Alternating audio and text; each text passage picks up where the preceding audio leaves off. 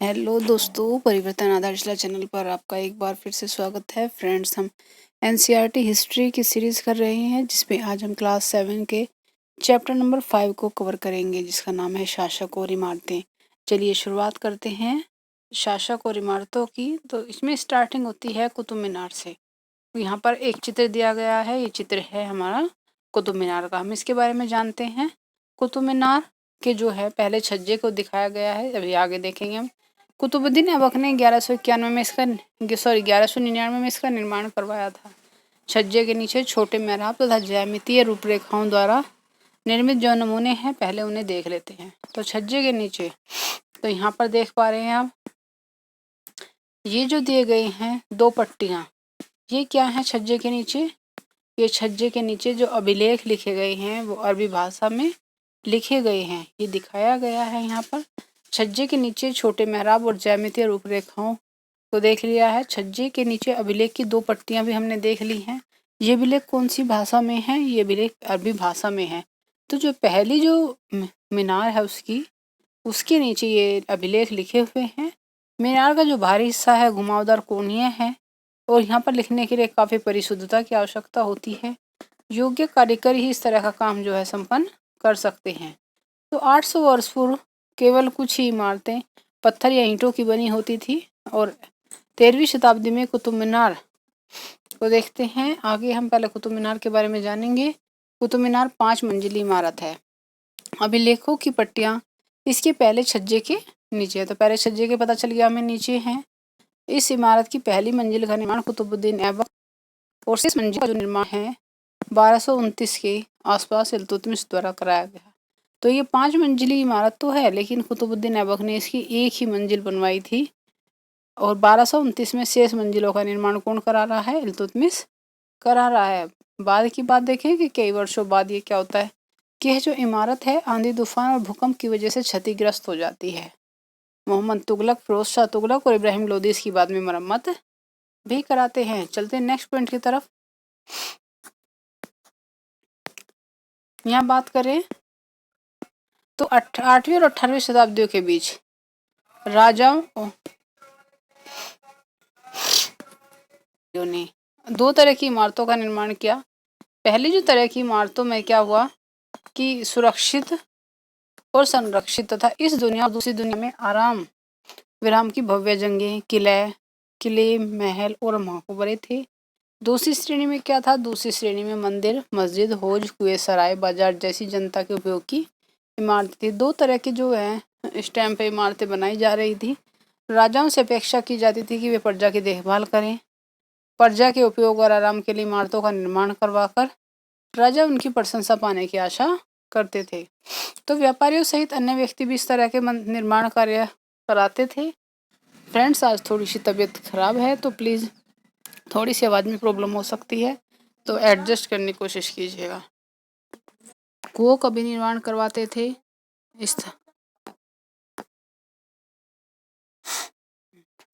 परंतु जो स्थापत्य व्यापारियों की विशाल हवेलियों के अवशेष जो हैं वे 18वीं शताब्दी में ही मिलने शुरू हो जाते हैं। जो विशाल हवेलियां हैं स्थापत्य व्यापारियों की, वे 8वीं शताब्दी से ही स्टार्ट हो जाती हैं बननी।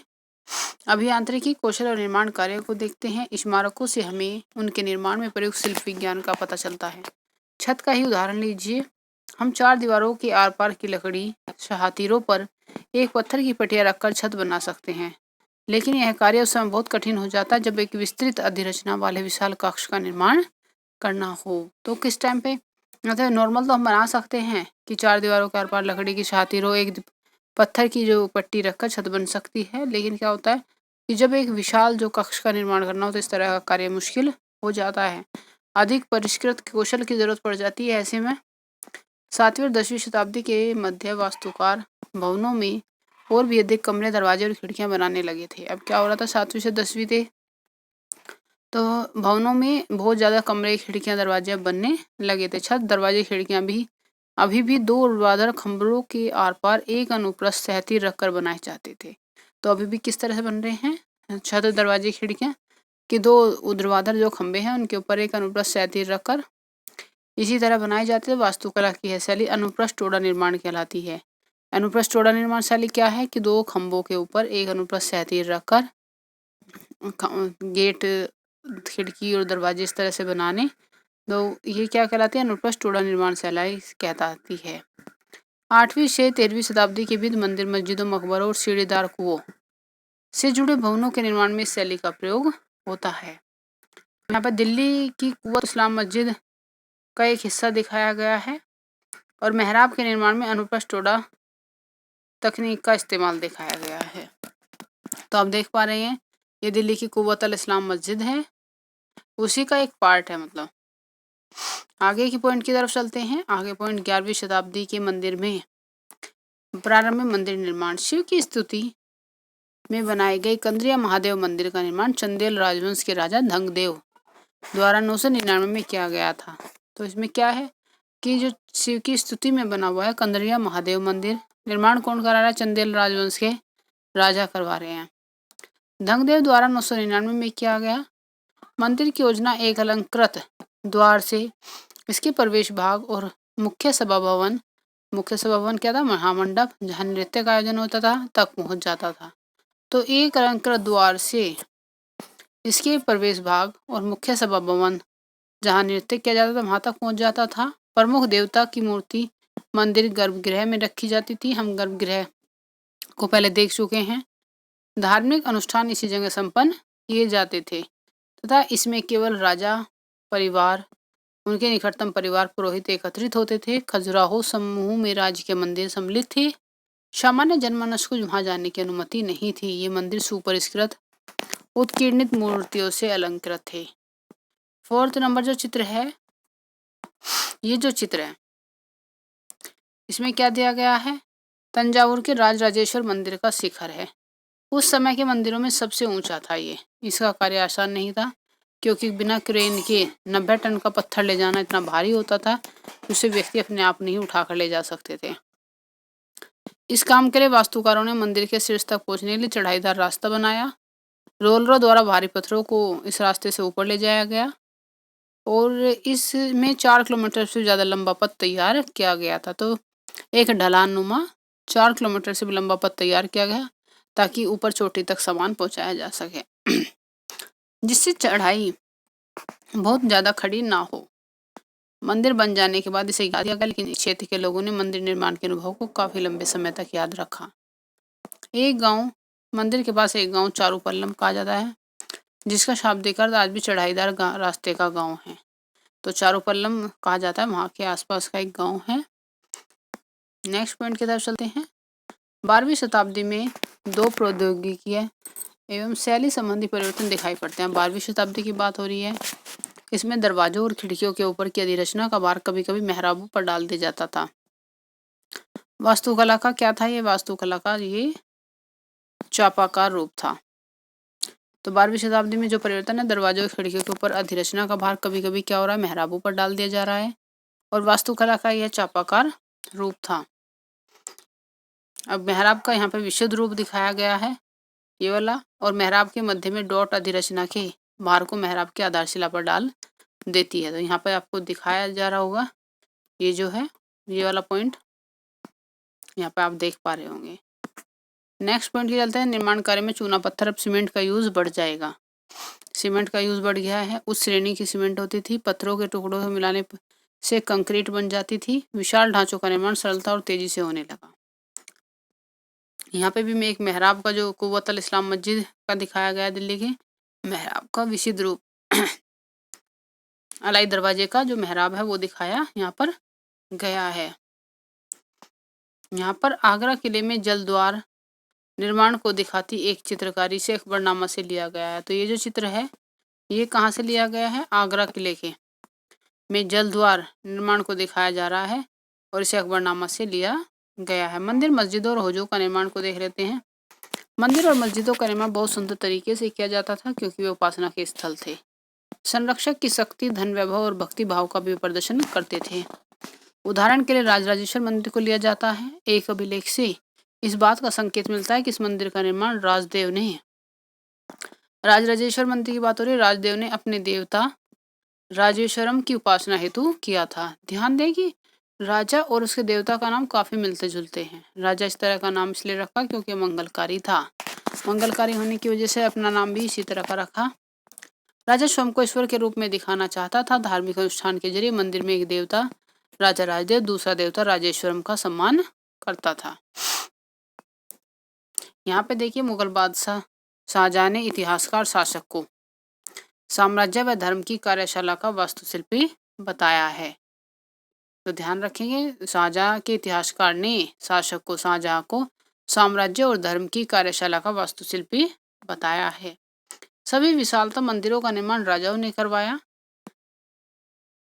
मंदिर के अन्य लघु देवता शासकों के सहयोग और अधीनस्थों के देवी देवता थे। मंदिर शासक और सहयोगियों द्वारा शासित विश्व का एक लघु रूप ही था। राज्य के मंदिरों में इकट्ठे होकर अपने देवताओं की उपासना करते थे। ऐसा प्रतीत होता है कि मानव ने देवताओं के न्यायप्रिय शासन को पृथ्वी पर ला दिया हो। मुसलमान सुल्तान और बादशाह स्वयं को भगवान के अवतार होने का तो दावा नहीं करते थे, परंतु फारसी दरबारी इतिहासों में सुल्तान का वर्णन अल्लाह की परछाई के रूप में हुआ है। अल्लाह की परछाई के रूप में उन्होंने अपना मतलब जो फारसी दरबारी इतिहास में है उसमें क्या है, सुल्तान को अल्लाह की परछाई कहा है। दिल्ली की एक मस्जिद के अभिलेख से बताता है कि अल्लाह ने अलाउद्दीन को शासक इसलिए चुना क्योंकि उसमें अतीत के महान विधिकर्ताओं और मूसा और सुलेमान की विशिष्टताएं मौजूद थी। सबसे महान विधिकर्ता और वास्तवकार अल्लाह स्वयं था। उसने अव्यवस्था को दूर करके विश्व का सृजन किया और एक व्यवस्था और संतुलन कायम किया। तो अलाउद्दीन को शासक क्यों चुन रहा है, एक हमें जो जानकारी मिलती है अभिलेख से पता चलता है, दिल्ली के मस्जिद अभिलेख से पता चल रहा है कि इसलिए शासक चुना क्योंकि उसके अंदर अतीत के महान विधिकर्ता मूसा और सुलेमान की विशेषताएं जो थी वो मौजूद थी। नेक्स्ट पॉइंट की तरफ चलते हैं, एक बार ये देख लेते हैं। अपनी नई राजधानी शाहजहानाबाद 1650 से 56 के बीच में बनी शाहजहां द्वारा बनवाई गई जामा मस्जिद की एक योजना है। पर प्रत्येक राजवंश के राजा ने शासक होने के अपने नैतिक अधिकार पर जोर डाला। उपासना के स्थानों के निर्माण ने शासकों को ईश्वर के साथ घनिष्ठ संबंध उद्घोषणा करने का मौका दिया। ऐसी उद्घोषणाएं तेजी से बदलती राजनीति के संदर्भ में महत्व ग्रहण कर लेती थी। अब यहाँ पे क्या है, यहाँ पे एक जल का महत्व दिया गया है, पहले से देख लेते हैं। यहाँ जल फारसी शब्द आबाद और आबादी, आब शब्द से लिख रहे हैं। आब का अर्थ होता है पानी, आबाद शब्द उस जगह के लिए इस्तेमाल होता है जहाँ बसावट हो। इसका एक अन्य अर्थ खुशहाली भी है। आब का अर्थ आबादी का अर्थ जनसंख्या और समृद्धि दोनों ही है। अब व्यापक समझ क्या है कि न्यायप्रिय राजा का राज ऐसा होगा जहाँ खुशहाली होगी, जल पर्याप्त वर्षा होगी, तो होजों और जलाशयों का निर्माण, बहुमूल्य पानी उपलब्ध कराने की कार्य की बहुत ज़्यादा प्रशंसा की जाती थी। मतलब जहाँ राजा ये सब व्यवस्था कर देता था वहाँ उसकी बहुत ज़्यादा प्रशंसा की जाती थी। सुल्तान इल्तुतमिश की बात करें, सुल्तान इल्तुतमिश ने दिल्ली को होना के एकदम निकट विशाल तालाब का निर्माण करवाया था और विशाल सम्मान प्राप्त किया। इस जलाशय को होजे सुल्तानी और राजा का तालाब भी कहा जाता है। होजे सुल्तानी और राजा का तालाब किसने बनवाया, ये इल्तुतमिश ने बनवाया था। शासक जो प्राय सामान्य लोगों के लिए बड़े और छोटे होजों और तालाबों का निर्माण करवाते थे। कभी कभी वे किसी मंदिर, मस्जिद अथवा गुरुद्वारे का हिस्सा भी होते थे। यहाँ पर एक हरमंदिर साहिब जो स्वर्ण मंदिर है उसका वो दिखाया गया है, तो आप देख पा रहे होंगे अमृतसर का स्वर्ण मंदिर है ये। मंदिरों को क्यों नष्ट किया गया? राजा मंदिरों का निर्माण अपनी शक्ति, धन संबंधा और ईश्वर के प्रति निष्ठा हेतु, प्रदर्शन हेतु करते थे।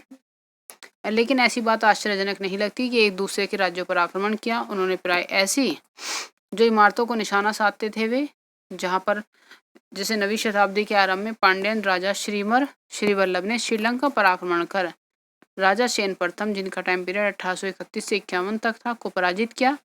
उसके विषय में बौद्ध भिक्षु और इतिहासकार धम्मकित्ती ने लिखा कि सारी बहुमूल्य चीजें वह ले गया। रतन महल में रखी स्वर्ण की बनी बुद्ध की मूर्ति, विभिन्न मठों में रखी सोने की प्रतिमाएं, इन सभी को उसने जब्त कर लिया। शीली शासक के आत्माभिमान को इससे और ज्यादा आघात लगा। उसका बदला लिया जाना स्वाभाविक था। अगले शीली शासक सेनदित्य ने अपने सेनापति को पांड्यों की राजधानी मदुरई पर आक्रमण करने का आदेश दे दिया। तो आक्रमण कौन कर रहा है? श्रीमर वल्लभ कर रहा है, पांड्यन राजा है। हराया किसको था? राजा सेन प्रथम को हराया था श्रीलंका के।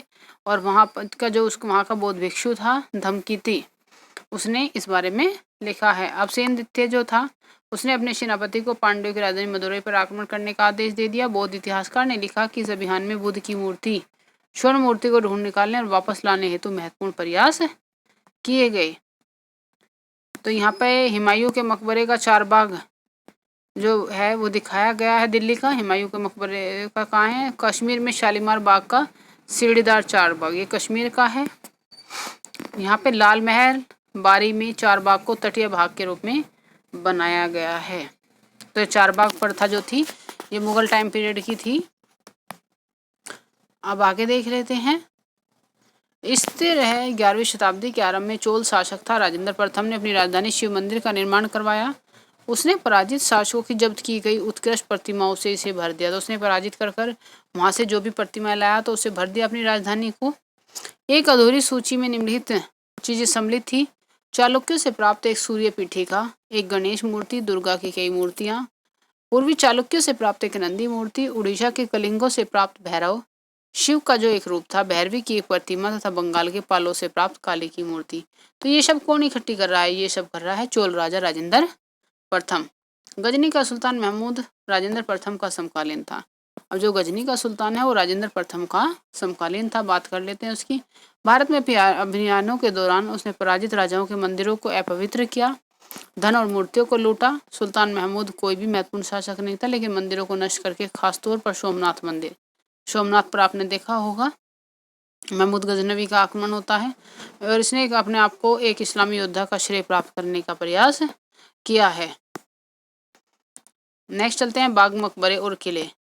मुगलों के अधीन वास्तुकला बहुत जटिल हो गई है। बाबर, हुमायूं, अकबर जो विशेष रूप से शाहजहां साहित्य कला और वास्तुकला में व्यक्तिगत रुचि लेते थे। अपनी आत्मकथा में बाबर ने औपचारिक बागों की योजना और उन्हें बनाने की रुचि का वर्णन किया है। अक्सर ये बाग दीवार से घिरे होते थे, कृत्रिम नहरों द्वारा 4 भागों में विभाजित आयताकार अहाते में स्थित थे। तो इन्हें 4 बाग कहा जाता था क्योंकि ये 4 भागों में डिवाइड करके बनाए जाते थे। औपचारिक बागों की योजनाओं ने बनाने, खाका तैयार करने में बाबर ने अपनी रुचि का वर्णन किया है। 4 समान हिस्सों में बटे होने के कारण ये 4 बाग कहलाए।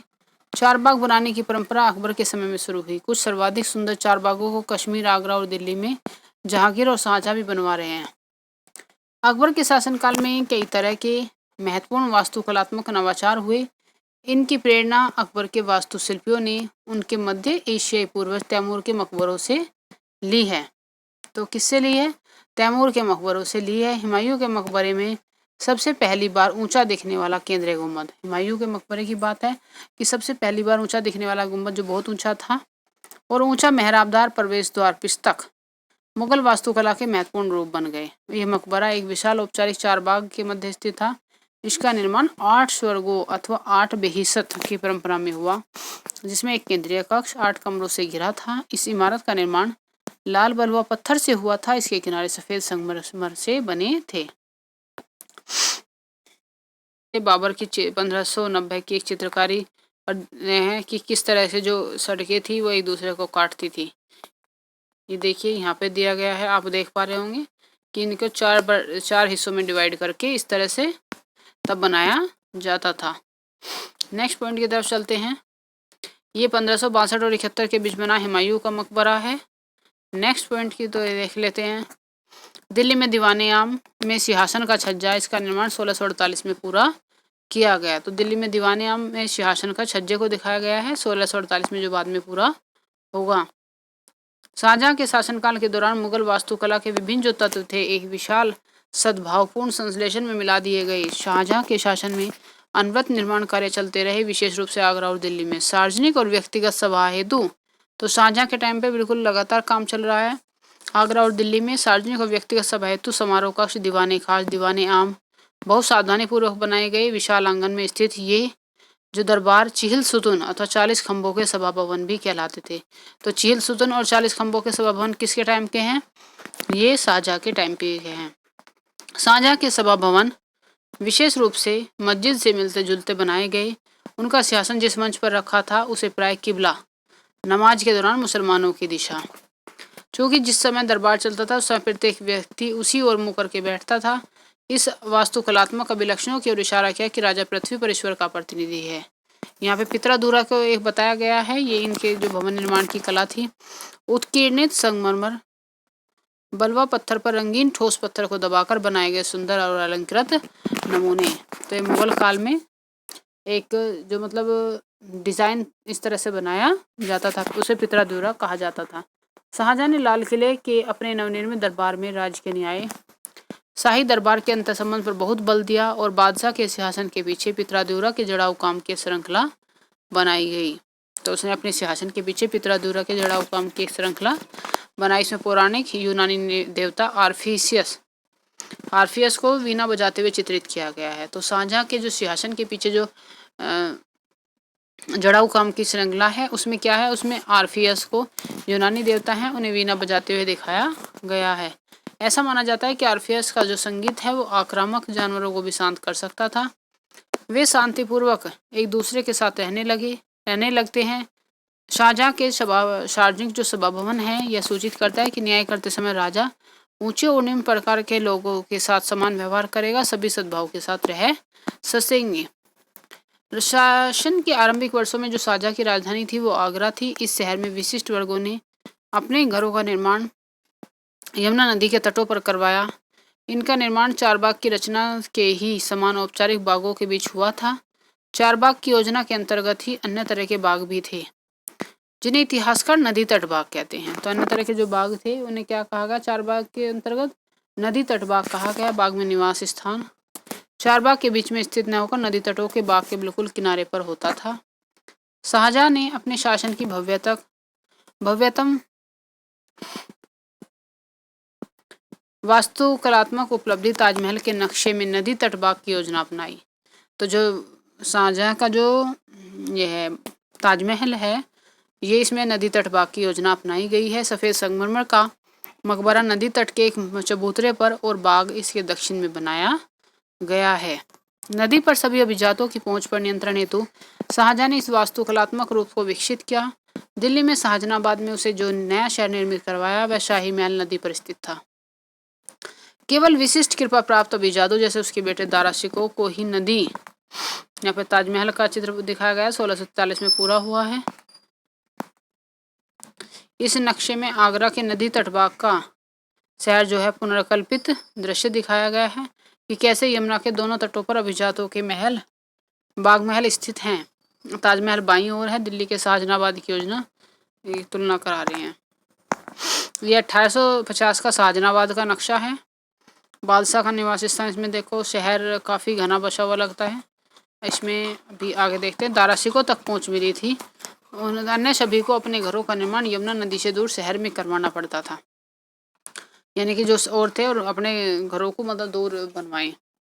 क्षेत्र व साम्राज्य की बात करें तो 8वीं और 18वीं शताब्दी के बीच जब निर्माण संबंधी गतिविधियों में बढ़ोतरी हुई तो विभिन्न क्षेत्रों के बीच विचारों का भी पर्याप्त आदान प्रदान हुआ। एक क्षेत्र की परंपराएं दूसरे में भी अपनाई गई। गजशालाओं पर बीजापुर, गोलकुंडा जैसी आसपास की सल्तनतों की वास्तुकलात्मक शैली का बहुत ज़्यादा प्रभाव पड़ा था। मथुरा के निकट वृंदावन में बने मंदिरों की वास्तुकलात्मक शैली फतेहपुर सीकरी के मुगल महलों से मिलती जुलती थी। तो मथुरा के जो वृंदावन में बने मंदिर हैं उनकी जो शैली है वो किससे मिल रही है, फतेहपुर सीकरी के मुगल महलों से मिलती जुलती थी।